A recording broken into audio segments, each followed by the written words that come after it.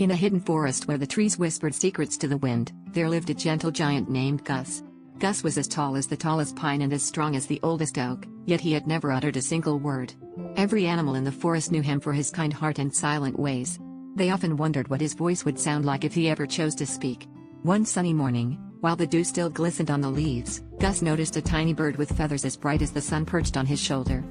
This little bird, named Pip, had a voice as sweet as honey and sang songs that made the flowers bloom brighter.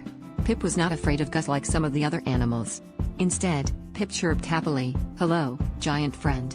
Why do you never sing with me?" Gus blinked in surprise, for no one had ever asked him to sing before.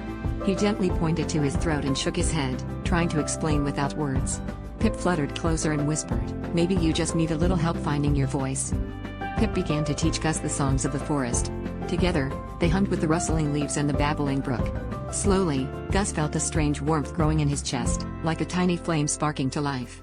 Each day, Pip encouraged him, showing him how to let his voice rise with the morning sun and settle with the evening stars.